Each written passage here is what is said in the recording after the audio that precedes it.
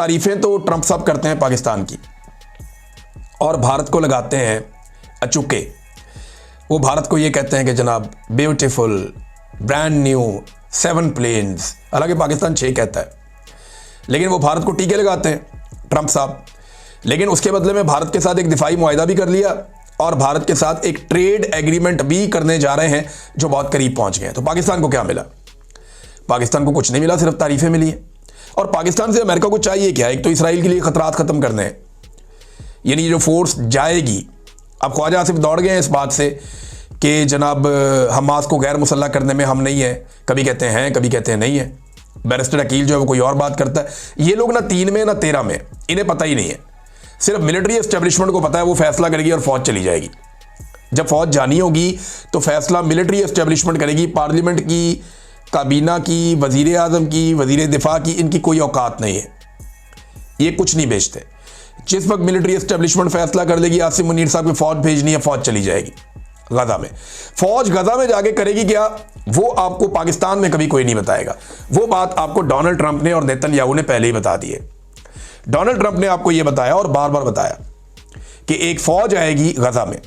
ये जो फौज आएगी ये हमास को गैर मुसल्लह करने का काम करेगी और ये फौज ये काम करना चाहती है और ये काम बहुत अच्छे तरीके से वो करेंगे। डोनाल्ड ट्रंप ये कह चुके हैं और यही फौज इसराइली सरहदों की हिफाजत भी करेगी। जबकि इसराइल ये बात क्लियर कर चुका है कि हम बताएंगे कि वो जो फौज आएगी उसमें किस किस मुल्क के फौजियों को आने की इजाजत होगी।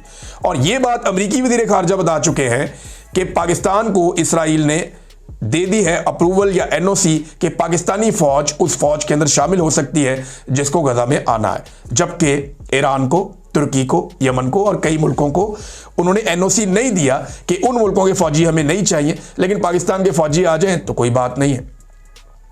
तो एक तो इसराइल के बारे में खतरात कम हो जाएं। अमेरिका ये चाहता है कि पाकिस्तान इसराइल को तस्लीम भी करे।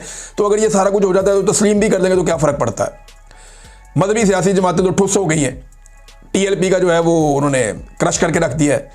वैसे भी टीएलपी पॉलिटिकल पार्टी थोड़ी थी, एक जत्था खड़ा किया था फौज ने, वो उसी तरह वापस बिठा दिया उन्होंने। और दूसरी तरफ अगर आप आ जाएं तो फजलुर रहमान साहब और जमात इस्लामी वो वही करेंगे जो उन्हें मिलिट्री एस्टेब्लिशमेंट कहेगी, वो उनके खिलाफ जाने की गलती नहीं करेंगे। और अफगानिस्तान में अमेरिका चाहता है अपने मफादात हासिल करना, मादनियात पे वो चाहते हैं अपना कंट्रोल करना। ये चाइना को भी चाहिए, अमेरिका भी की चाहिए, ये चाइना को भी चाहिए, अमेरिका को भी चाहिए, और भी लोग इस पे नज़र रख के बैठे रहते हैं। ईरान पे अमेरिका को पता है कि अगर एक तसल्लुत रखना है तो पाकिस्तान के साथ, वहाँ पे भी पाकिस्तान की ज़रूरत पड़ेगी। और भारत के लिए देखें, भारत के तैयारे पाकिस्तान बार बार गिरा रहा है। 2019 में भी गिराए, 2025 में भी गिराए, दोबारा होगा पाकिस्तान फिर गिरा देगा। तो भारत को समझ नहीं आ रही कि उनके साथ हो क्या रहा है। तो अमेरिका ने पाकिस्तान के साथ बड़े करीबी ताल्लुकात अब बना लिए हैं। अमेरिकन ये जानना चाहते हैं कि ये होता कैसे है और चाइना क्या टेक्नोलॉजी पाकिस्तान के साथ शेयर करता है, जिसके बाद पाकिस्तान जो है वो लगातार इंडिया की ये हालत बना देता है। बहरहाल ये तो स्किल भी है ना, एयरफोर्स का अपना स्किल भी होता है। अब भारत जो है वो वहाँ तक नहीं पहुँचा जहाँ पे पाकिस्तान पहुँच गया इस फील्ड में, तो ये भारत का कसूर है। अमेरिका तो इसको ओवरकम नहीं कर सकता, लेकिन अमेरिकन ने अब एक दिफाई मुआहदा कर लिया है भारत के साथ। नाज़रीन, एक और खबर है और ये शहबाज राणा साहब ने बताई। वो ये कह रहे हैं कि मिनी बजट टाइप चीज़ आने वाली है जनवरी में, यानी नए साल का तोहफा हुकूमत ये देगी कि आईएमएफ के अहदाफ क्योंकि पूरे नहीं हो पाए। आईएमएफ ने जो जो हदफ दिए थे कि जनाब आप इतना पैसा इकट्ठा करेंगे पाकिस्तान से, वो हो नहीं पा रहा। रीज़न क्या है? मईशत चल ही नहीं रही। मईशत क्यों नहीं चल रही? मुल्क में सियासी इस्तेहकाम नहीं है, लोग डरे हुए। लोग पैसा निकालने से डरते हैं कि एक दिन में इनकी पॉलिसी ये होती है, दूसरे दिन इनकी पॉलिसी कुछ और होती है। लोग डरे हुए हैं, कभी ये जंगी बातें करते हैं, कभी अफगानिस्तान से जंग, कभी इंडिया से जंग, कभी किसी और जंग का हिस्सा। तो एक अजीब किस्म के जनून में पाकिस्तान को मुब्तला किया हुआ है। ना वहाँ पे सियाहत का काम है, ना किसी और चीज़ का काम है। तो इसलिए जो है वो आईएमएफ के अहदाफ पूरे नहीं हुए। जो हुनरमंद लोग हैं वो पाकिस्तान छोड़ कर जा रहे हैं, जिनके पास पैसा है वो पैसा लेकर पाकिस्तान से बाहर भाग रहे हैं और पाकिस्तान के अंदर इन्वेस्टमेंट लाने के लिए कोई तैयार नहीं है। और जिन लोगों के पास कोई पैसा है वो दबाकर बैठे हुए हैं कि जनाब हालात बेहतर होंगे तो हम पाकिस्तान में पैसा निकाल के कारोबार करेंगे। जब कारोबार ही नहीं हो रहा तो हुकूमत पैसा कैसे इकट्ठा करेगी? अब पैसा इकट्ठा करने का एक ही तरीका रह गया ना, लोग जिंदा रहने के लिए जो चीज़ें इस्तेमाल करते हैं या अपने रोज़मर्रा की ज़िंदगी में जो चीज़ें ज़रूरी हैं इस्तेमाल करने की, उन पे इतना टैक्स लगा दोगे, 25 करोड़ आवाम का खून निचोड़ के पैसा इकट्ठा कर लो। ये वो पैसा इकट्ठा कर रहे हैं लेकिन हदफ पूरे नहीं हो रहे। अब जब हदफ पूरे नहीं हो रहे तो फिर जनवरी में एक नए टैक्सेस की भरमार आ रही है क्योंकि मईशत उठ नहीं पा रही, तो एक मिनी बजट की खबरें फैल रही हैं हर तरफ, वो आपको पता चल जाएगा आने वाले दिनों में। अमेरिका नादरीन मुबैना तौर पे एक नई जंग शुरू कर सकता है, और ये जंग हो सकती है वेनेजुएला के साथ। ये जंग क्यों हो सकती है, मैं थोड़ा सा बैकग्राउंड आपको बताता हूँ। एक तो वेनेजुएला में बहुत सारी मादनियात हैं, तेल है, बहुत सारे मादनी ज़खायर हैं, जिसके ऊपर अमेरिका की लाजमी बात है, उनका एक इंटरेस्ट होगा कि ये हमें मिल जाए। इतनी दूर दूर अमेरिका जाता है अपनी मादनियात के लिए, तो अपने आसपास छोड़ेगा वो? ये अमेरिका से बिल्कुल, अगर मैप में आप नीचे देखें तो मैक्सिको से नीचे आते हुए यहाँ पे एक बड़ा इंपॉर्टेंट मुल्क है समंदर के किनारे, वेनेजुएला। ऊपर हेटी भी है, क्यूबा भी है। तो ये जो वेनेजुएला है, इसके बारे में खबरें आ रही हैं कि जनाब यहाँ पे कोई जंग जैसी कैफियत पैदा होने जा रही है, और अमरीकी फ़ौजियों ने कुछ तैयारी व्यारी भी की है, इसके बारे से भी कोई इतलात आई है। तो अमरीकी फ़ौजी तैयारियों के बाद वेनेजुएला का जो सदर है मोडोरो, उसने रूस से हंगामी तौर पे फ़ौजी इमदाद की दरख्वास्त की है, और रूस से कहा है हमें मिसाइल भी दिए जाएँ, जहाज़ों की मरम्मत की जाए, हमें रडार्स भी दिए जाएँ, उनकी मरम्मत किया जाए।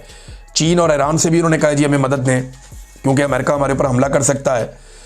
तो दूसरी तरफ अमेरिका भी जानता है कि रूस को रोकना कैसे, और इसके लिए पेंटागन ने फौरी तौर पे ये अप्रूवल दे दी है कि यूक्रेन को लॉन्ग रेंज टॉम हाक मिसाइल दे दिए जाएं। अब सिर्फ डोनाल्ड ट्रंप ने अप्रूवल देनी है और वो मिसाइल वहाँ चले जाएंगे। यानी अगर रशिया मदद करता है वेनेजुएला की, तो अमेरिका बहुत सारे मिसाइल जो हैं वो पहुँचा देगा यूक्रेन को। तो उसके बाद क्या रूस अपने जो लॉन्ग रेंज मिसाइल हैं उनका इस्तेमाल नहीं करेगा? रशिया भी करेगा, फिर बहुत तबाही होगी, और इसका नतीजा जो है सबको भुगतना पड़ेगा। और वेनेजुएला में रशिया अगर अपने हथियार देता है तो इसका खुमियाजा फिर अमेरिका को भुगतना पड़ेगा। तो ये एडवेंचर किसी काम नहीं आएगा। एक्चुअली वेनेजुएला में करना क्या है, एक रिजीम चेंज करना है अमेरिका ने, और वो किस लिए करना है इधर मैं आपको खबर दे देता हूँ। ये एक खातून है, इनका नाम है, अपोजिशन लीडर है आजकल, मारिया कोरिना।